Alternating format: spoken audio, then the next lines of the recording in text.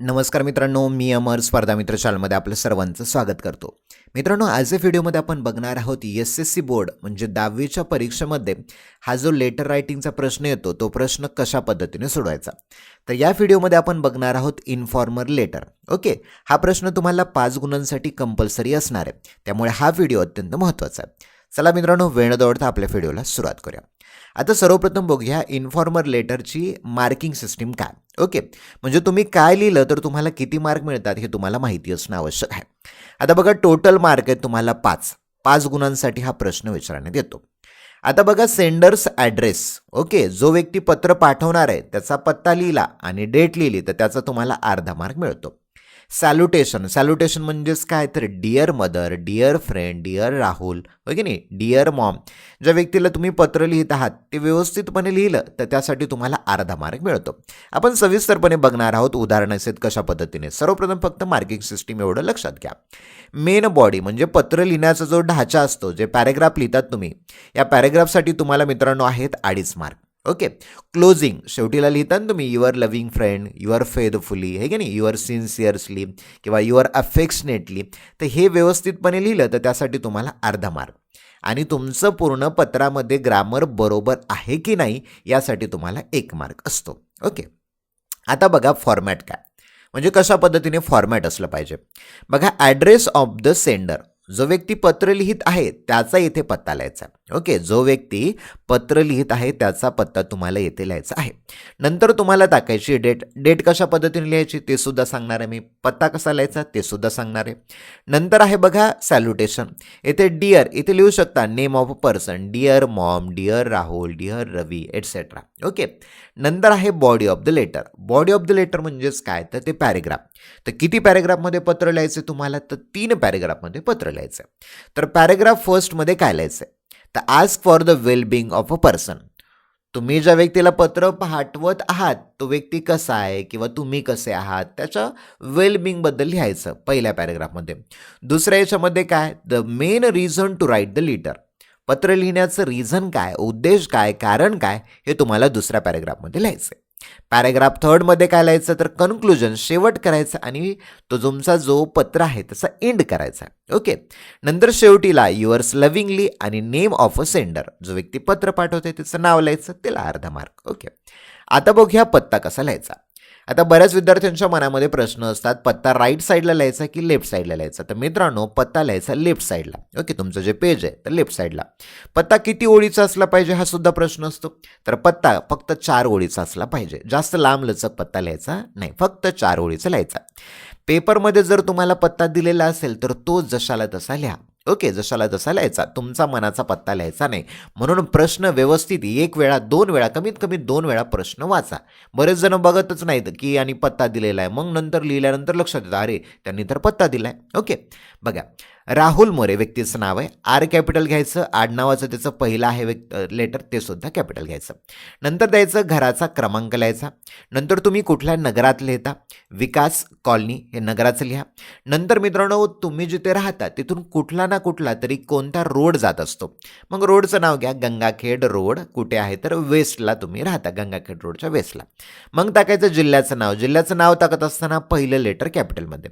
बघा, मी सांगतोय जे काही प्रॉपर नाऊन आहेत ते तुम्हाला कॅपिटलमध्ये लिहावे लागतात, म्हणून सांगतोय की कॅपिटलमध्ये लिहा. मी जसा लिहिलाय त्या पॅटर्नमध्ये. आणि मग पिनकोड टाका आणि नंतर लिहायची मित्रांनो तारीख. ओके, ही तारीख या पद्धतीने. तारीख 3 प्रकारे लिहिली जाते बघा, या पद्धतीने 21 सप्टेंबर 2021, 21 इथे ST टाकू शकता. तर तारखेनुसार तुम्ही RD घेऊ शकता, आहे की नाही, म्हणजे जसं की आपण घेऊ शकतो 23 घेऊ शकतो, 22 घेऊ शकतो, त्या प्रकारची. किंवा सुरुवातीला महिना टाका, डेट टाका, कॉमा द्या आणि वर्ष टाका, या पद्धतीने सुद्धा लिहू शकता. बरेच जण चुका काय करतात, तर 21 घेतात, इकडे स्लॅश अशी ओळ टाकतात, 02 असं टाकतात, हे चुकीचं आहे. 21 टाकतात, मध्येच डॅश टाकतात, 02 टाकतात, ही सुद्धा चुकीचं आहे. ह्या ज्या 3 पद्धती दिल्या आहेत मी तुम्हाला, या पद्धतीचा वापर करून तुम्हाला डेट लिहायची आहे.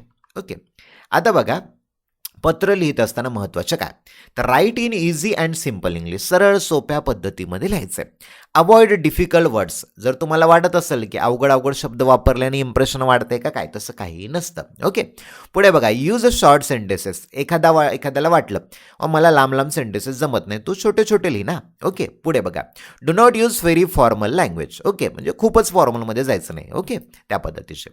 पुढे बघा, स्टार्ट प्रॉपरली, आता सुरुवात कसं करायचं, पॅरेग्राफ लिहित असताना सुरुवात कशी, तर हे पॉईंट मित्रांनो पाठच करा. हाऊ आर यू, कसा आहेस तू, I hope you are fine, मला आशा आहे तू चांगला आहेस, आय एम फाईन हिअर, मी येते खूप छान आहे. या 3 लाईनी पाठच करा, म्हणजे सुरुवात चांगली होईल तुमची. किंवा त्याच्यामध्ये हे सर्व लिहिलं, त्याच्यामध्ये आणखीन ॲड करा, it has been a long time since we met, आपण भेटलो त्याच्यापासून खूप वेळ झालेला आहे. या 4 लाईनी पाठ करा आणि पॅरेग्राफची सुरुवात करा. याचा कमीत कमी तुम्हाला अर्धा किंवा 1 मार्क मिळून जाईल. ओके, मग दुसरं बघा, राईट इन पॅरेग्राफ, किती पॅरेग्राफमध्ये लिहायचं, तर 3 पॅरेग्राफमध्ये तुम्हाला लिहायचं आहे. ओके, पॅरेग्राफ लिहित असताना एक पॅरेग्राफ किती लाईनचा असला पाहिजे, तर जवळपास 4 ते 5 लाईनीचा एक पॅरेग्राफ असला पाहिजे. बघा, फर्स्ट पॅरेग्राफमध्ये काय लिहायचं आहे, greeting and reason for writing, त्याला ग्रीटिंग करा, म्हणजे कसा आहेस तू, काय नाही एटसेट्रा, किंवा depending upon situation, good morning etcetera. Okay, आणि त्याचं रिझन लिहायचं का लिहित आहे. सेकंड पॅरेग्राफमध्ये काय, तर मेन इन्फॉर्मेशन, जे मेन मुद्दा आहे, पत्र कशासाठी लिहित आहात तुम्ही, किंवा एखाद्याचा वाढदिवस आहे तर वाढदिवस असताना काय, तर कुठे आयोजन केलेलं आहे, किती वाजता आहे, कोण कोण पाहुणे येणार, डिटेलमध्ये लिहायचं. तिसऱ्या पॅरेग्राफमध्ये काय, तर रिक्वेस्ट करा, बाबा तुला यावं लागतं ही विनंती करा. सजेशन कोणाला द्यायचं आहे तर सजेशन द्या. आणि शेवटीला कन्क्लुजन करा.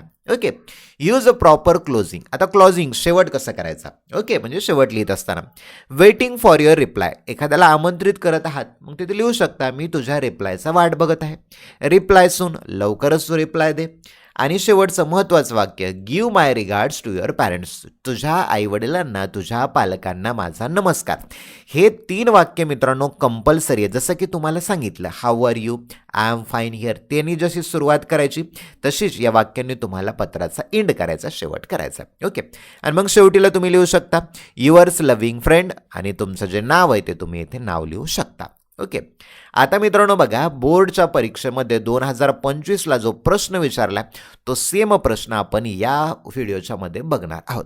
बघा प्रश्न काय म्हणतो, इमॅजिन, कल्पना करा, you are Deepak oblique Deepika Pawar, पत्र आलेलं आहे, तुमचं नाव दीपक आहे किंवा दीपिका पवार आहे, रिसाइडिंग ॲट गांधीनगर बीड, कुठं राहिले तुम्ही, गांधीनगर बीडमध्ये, पत्ता दिलाय तुम्ही म्हणून मनाचा पत्ता लिहायचा नाही. Read the following advertisement kept at the notice board of your school, बघा तुम्ही ही ॲडव्हर्टाइजमेंट कुठे वाचली, जी की तुमच्या शाळेच्या नोटीस बोर्डवर चिपकवलेली होती. नाव attempt any 1 letter from the, any attempt म्हणजे आपला इन्फॉर्मल लेटर लिहायचा. बघा ॲडव्हर्टाइजमेंट काय होती शाळेच्या बोर्डवरती, यूथ क्लब पुणे प्रेझेंट, जे पुण्याचा यूथ क्लब आहे तो प्रेझेंट करतोय, सादर करतोय समर कॅम्प फॉर टीनेजर, किशोरवयीन मुलांसाठी. किशोरवयीन, टीनेजर म्हणजे काय, तर 13 ते 19 वर्षाचे मुलं आहेत त्यांच्यासाठी समर कॅम्पचं आयोजन केलेलं आहे. यामध्ये ॲक्टिव्हिटी काय काय असणार आहेत, तर स्विमिंग आहे, हॉर्स रायडिंग आहे, योगा आहे, झुंबा डान्स आहे, ट्रेकिंग आहे, म्हणजे ट्रेकिंग म्हणजे पर्वतावर चढणं आहे, फन गेम्स आहे, मनोरंजनात्मक असे गेम आहेत, आणि वॉटर स्पोर्ट्ससुद्धा आहेत. ओके, ड्युरेशन काय त्याचं, तर 15 एप्रिल ते 15 मे, हे सगळे पॉईंट ॲड करायचे त्या पत्रामध्ये तुम्हाला. नंतर स्पेशल कन्सेशन फॉर ग्रुप, तुम्ही जर ग्रुपने येत असाल तर तुम्हाला कन्सेशनसुद्धा असणार आहे. फीस किती आहे, तर 1000 रुपये पर पर्सन अशी फीस असणार आहे, आणि कॉन्टॅक्टसुद्धा त्यांनी दिलेला आहे. आता बघा मित्रांनो, लेटरचा topic, write a letter to your friend informing him or her about this summer camp, ask him or her the usefulness and advantages of this camp. आता बघा, write a letter to your friend, तुमच्या मित्राला तुम्हाला पत्र लिहायचे आणि त्याला inform करायचे, माहिती सांगायची कशाबद्दल, तर समर कॅम्पबद्दल. ओके, जो की तुमच्या शाळेच्या तुम्ही नोटीस बोर्डवरती वाचलेला आहे. आणि त्या कॅम्पचा युजफुलनेस काय, म्हणजे उपयोग काय, आणि त्याचे ॲडव्हान्टेज, फायदे काय असतील ते सुद्धा तुम्हाला पत्रामध्ये लिहायचे आहे. त्याच्यामध्ये कोणकोणत्या ॲक्टिव्हिटी आहेत तुम्ही अगोदरच्या याच्यामध्ये स्लाईडमध्ये बघितलं. ओके, आता कशा पद्धतीने लिहायचं, तर सर्वप्रथम मित्रांनो तुम्हाला लिहायचं आहे तुमचा पत्ता. ओके, जसं की त्यांनी दिलं होतं, इमॅजिन, कल्पना करा तुम्ही कोण आहात, दीपक पवार किंवा दीपिका पवार, तर जो पत्ता दिलाय तो लिहायचा आहे तुम्हाला. ओके, बघा इथे दीपक पवार, डी कॅपिटल घेतलं, पवारचं पी कॅपिटल. ओके, हे प्रॉपर नाऊन, विशेष नाम असल्यामुळे तुम्हाला कॅपिटलमध्ये पहिलं अक्षर लिहावं लागतं. नंतर नगर, बघा गांधीनगर. ओके, गांधीनगर. नंतर लिहिलं जिल्ह्याचं नाव बीड. ओके, पिनकोड माहीत असेल तर लिहा, माहीत नसेल तर काही हरकत नाही. ओके, असं नाही की सगळ्या जिल्ह्याचे पिनकोड तुम्ही 36 जिल्ह्याचे पिनकोड पाठच करा, असं काही नाही आहे. ओके, नंतर लिहायचं आहे डेट. ओके, आता डेट बघा 11 फेब्रुवारी 2026. आता मित्रांनो तारीख महत्त्वाचा बघा, तुम्ही या बॅक साईडवरती गेल्यानंतर तुम्हाला दिसेल. ओके, आता बघा ड्युरेशन काय तर 15 एप्रिल ते 15 मे. कधी चालू होणार आहे समर कॅम्प? 15 एप्रिलपासून 15 मे. मग याच्या अगोदरच्या महिन्याची तुम्ही तारीख लिहू शकता. बरेच जण काय करतात, तारीख बघत नाहीत, काय नाही, मग टाकतात जून, सप्टेंबर, नोव्हेंबर, असं काही नाही. ओके, व्यवस्थित बघा कधी कॅम्प आयोजित केला आहे, 15 एप्रिल ते 15 मे. मग त्याच्यानंतर त्याच्या अगोदरची तुम्हाला तारीख लिहावं लागेल, आहे की नाही. तुमच्या मित्राला लिहितायच तुम्ही बाबा 11 तारखेला पत्र लिहितात, 11 फेब्रुवारीला त्याला सांगतायत की 15 एप्रिलला आयोजित करण्यात येणार आहे, त्यामुळे तारीख व्यवस्थित. ओके, नंतर ज्या व्यक्तीला लिहित आहात तुमच्या मित्राचं नाव इथे डिअर रोहन, डिअरचं डी कॅपिटल, रोहनचं आर कॅपिटल, व्यवस्थितपणे नंतर कॉमा द्या. नंतर मित्रांनो चालू करायचं येतेच डिअर जो लिहिलेला आहे तिथूनच पत्र लिहायला सुरुवात करायची. बरेच जण कन्फ्युजन करतात, सर या रोहन जिथे कॉमा दिलेला आहे तिथून सुरुवात करू का? तर काही नाही. ओके, तर जिथून डिअर लिहिलेलं आहे त्याच्या खालच्या लाईनपासून पत्र लिहायचं आहे, ओळ वगैरे काही सोडायची नाही. बघा सुरुवात करूया. हाऊ आर यू, कसा आहेस तू? I hope you are fine. I hope म्हणजे मला आशा आहे तू कसा आहे, चांगला आहेस. I am also fine here, मी सुद्धा चांगला आहे. झालं, ग्रीट केलं सुरुवातीला. ओके, आता येऊया दुसऱ्या याच्यामध्ये. बघा I am writing this letter to tell you about a summer camp. कुठलंही पत्र लिहित असताना ही लाईन महत्त्वाची आहे. I am writing this letter, मी हे पत्र लिहित आहे to tell you about a summer camp, summer कॅम्पबद्दल माहिती सांगण्यासाठी.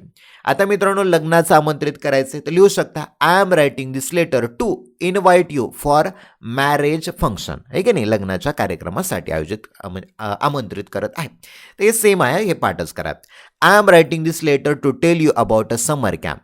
Yesterday, I saw an attractive advertisement on our school notice board about a summer camp for teenager. बघा काय लिहायचं, yesterday काल, I saw सिंपल पास्ट आहे बघा, SEEC म्हणजे पाहणे, सीचे विटू झालं सॉ, मी पाहिली. काल मी एक अट्रॅक्टिव्ह आकर्षक अशी ॲडव्हर्टाइजमेंट आपल्या शाळेच्या नोटीस बोर्डवरती पाहिली. आणि कशाबद्दल होती तर ती होती summer camp for teenager, teenager मुलांसाठी समर कॅम्पची. Okay, the camp is organized by youth club Pune. कुणी आयोजन केलेलं आहे तर यूथ क्लब पुणेने हा प्रोग्राम किंवा हा कॅम्प आयोजन केलेलं आहे.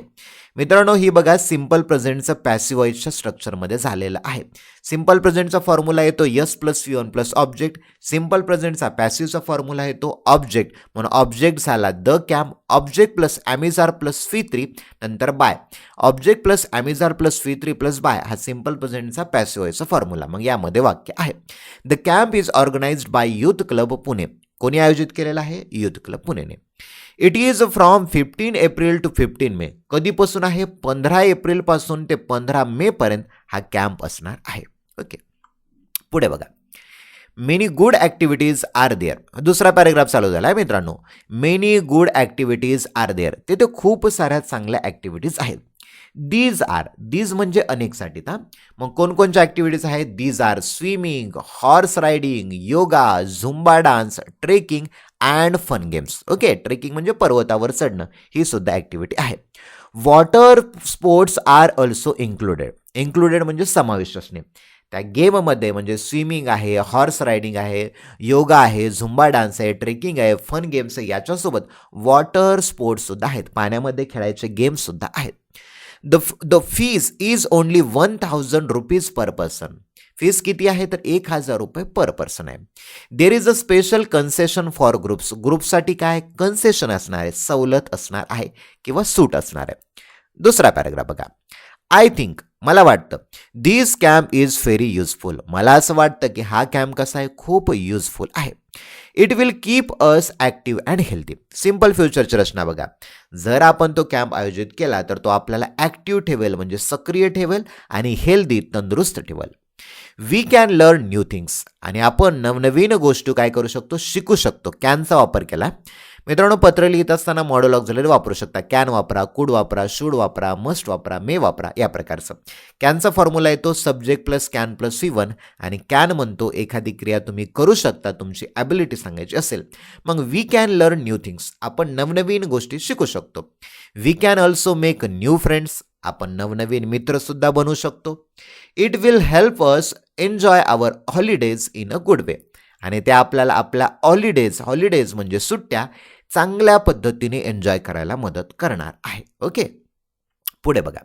I am thinking of joining this camp. मग याच्यामध्ये तुम्ही लिहू शकता शेवटचा याच्यामध्ये I am thinking of joining this camp, present continuous tense. मी हा कॅम्प जॉईन करण्याच्या विचारात आहे. I want you to join with me. आणि मला असं वाटतं की तू सुद्धा माझ्यासोबत जॉईन करा. सो दॅट जेणेकरून वी कॅन एन्जॉय टुगेदर, जेणेकरून आपण दोघं सुद्धा एकत्र मिळून एन्जॉय करू शकू. प्लीज टेल मी, कृपया मला सांग, what you think about you, तू या कॅम्पबद्दल काय विचार करतोय. आस्क युअर पॅरेंट्स, तुझ्या पालकांना विचार. अँड रिप्लाय सून, आणि लवकर रिप्लाय दे. So that we can register early, आणि जेणेकरून आपण रजिस्टर लवकरात लवकर करू शकतो. ओके, त्याचा रजिस्टरचा नंबर सुद्धा दिलेला आहे. ओके, आता शेवटचं मित्रांनो, ही लाईन पाठ करायची म्हणलं तुम्हाला. Give my regards to your parents, तुझ्या आईवडिलांना माझा नमस्कार. And love to your younger sister, आणि तुझ्या छोट्या बहिणीसाठी माझं प्रेम सांग किंवा लळा सांग वगैरे. Okay, waiting eagerly for your reply, आणि मी तुझ्या रिप्लायचा इगरली म्हणजे उत्सुकतेने काय करत आहे, वाट बघत आहे. मग हे शेवटचं पॉईंट 2 लाईनी महत्त्वाच्या आहेत. ओके, आता शेवट करत असताना युअर लव्हिंग फ्रेंड, याला सबस्क्रिप्शन म्हणतात. युअर लव्हिंग फ्रेंड, आणि वर जे नाव लिहिले दीपक पवार ते इथं लिहायचं. ते एवढं लिहिलं तर तुम्हाला अर्धा मार्क मिळतो. तर मित्रांनो, हा होता लेटरचा पाठ. आपली अकॅडमीसुद्धा आहे. जर तुम्हाला 12 बोर्डचे क्लासेस जॉईन करायचे असेल किंवा 10चे असतील तर आपला पत्ता आहे कंटक निवास शारदा कॉलेज समोर परभणी. आणि मित्रांनो, तुम्हाला इंग्लिश ग्रामरची आपली जर बॅच जॉईन करायची असेल तर ती बॅच आहे ऑनलाईनची, त्याची फीस आहे 299 रुपये. स्पोकन इंग्लिशचा कोर्स तुम्हाला जर जॉईन करायचा असेल तर तो 30 दिवसाचा कोर्स आहे, त्याची फीस असणार आहे 599 रुपये. अधिक माहिती हवी असेल तर 8208253845 या नंबरवरती तुम्ही मला कॉल करू शकता. येथेच थांबूया. सर्वप्रथम महत्त्वाचं, चॅनलला लाईक, शेअर आणि सबस्क्राईब करा. Thank you for watching this video.